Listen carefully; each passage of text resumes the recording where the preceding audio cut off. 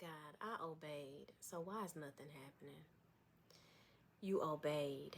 You said yes. You gave up what God asked you to. You walked away from what He told you to leave. So, where's the blessing? You did the right thing. You gave up the relationship. You walked away from the job. You forgave when it wasn't deserved. You stayed when you wanted to run, or you left when it would have been easier to stay. You obeyed God even when it cost you. And now it's quiet. No reward, no sign, just waiting. And if you're honest, it feels unfair.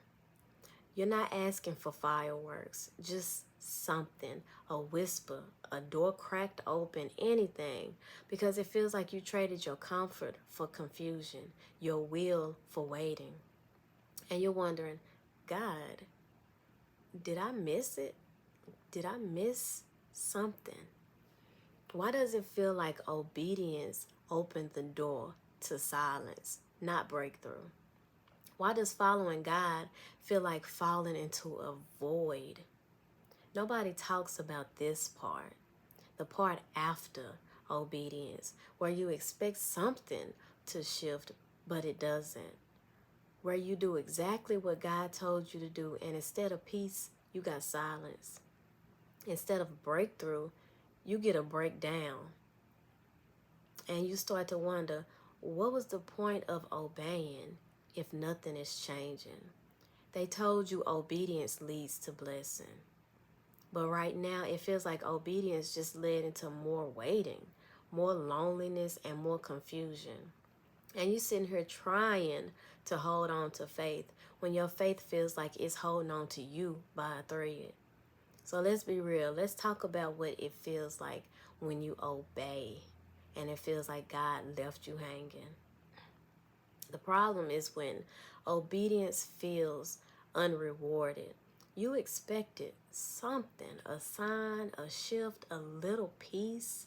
Instead, you got silence, you got struggle, and you got stuck. And deep down, a quiet question haunts you.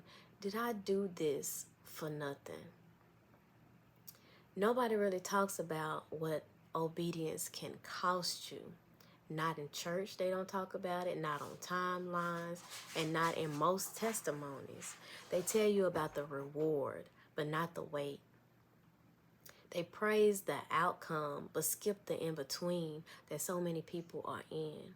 And here's the truth, sometimes obedience leads you straight into a desert.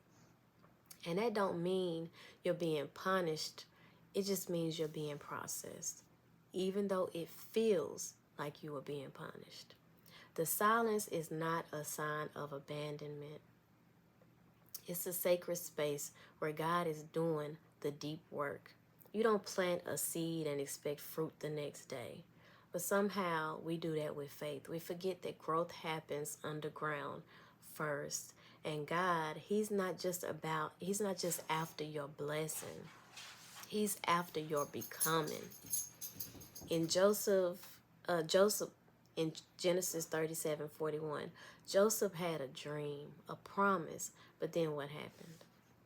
He was thrown into a pit by the people closest to him, sold as a slave into a foreign land, and falsely accused and imprisoned for doing the right thing. He obeyed and things got worse. Not better, but behind the scenes, God was setting the stage. The pit taught him how to endure rejection. The prison taught him faithfulness with nothing to gain. And when Pharaoh called, Joseph was ready. Not just ready for promotion, but for purpose. So don't confuse silence with absence. God may be preparing a stage you don't even know you'll stand on yet.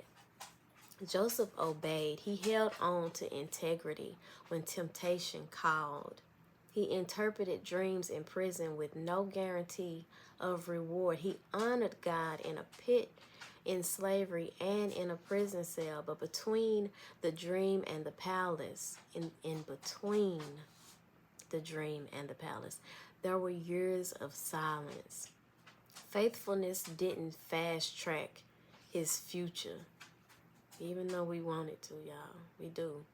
It looked like nothing was happening, but God was building everything. What felt like delay was actually design. God wasn't ignoring him, he was positioning him. Obedience isn't a vending machine. You don't press a button and get a blessing on demand. Sometimes obedience is the long road. It's the quiet test. It's the will you trust me when nothing makes sense kind of faith. God often works the most in seasons that feel the most still. He's not punishing you, he's preparing you. Just because it's quiet doesn't mean God's not moving. Obedience is often the first door, not the last. It unlocks alignment, not always arrival. And if you're in that space right now, that uncomfortable, uncertain, nothing is happening kind of space, it doesn't mean you failed. It means God is forming something in you that can hold what's coming. He's more interested in building your foundation than just fulfilling your request, because a blessing too early can become a burden. It truly can. And let's be honest, you probably thought if you obeyed, things would ease up. That if you sacrificed, then something good would come quickly. But now you're dealing with a kind of exhaustion that obedience doesn't warn you about. But that's exactly what makes it real faith. It's not about outcomes, it's about trust.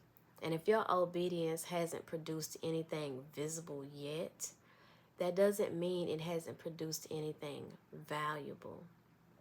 Some things that you got to hold on to throughout this is God sees the quiet sacrifice. He sees it. God remembers the silent yes. And he honors faith in the dark. You're not behind. You're not being punished. And you're just in the stretch between the seed and the harvest. And if you're in that quiet place right now, that space between obedience and outcome, I want you to know something. I know exactly how it feels. I know where you are. And you're not crazy. You are not forgotten. And no, you didn't miss God. The silence doesn't mean your yes was in vain. It means God is doing something you just can't see yet. Because this season, this invisible, frustrating, stretching season is sacred. And the obedience that no one sees, that's the kind God builds legacy on. So if you're still showing up, still praying, still believing, still obeying, even when it hurts, that's not failure, that's faith. So comment down below if you're in a silent season, y'all. We are not going to do this alone. We're going to walk through this together. Let's walk together. Let's walk through this season. Let's get through it. And it's not the end. God saw your obedience, and he's not done writing your story. Let's take off the mask. No cliches, just real faith in this tension. Because somebody else is sitting in the same silence you feel, the same silence I feel, the same things that we go through. And your obedience might be the thing that reminds them that they are not alone as well. Let's work through this together. Let's stick through it, and we'll get through it.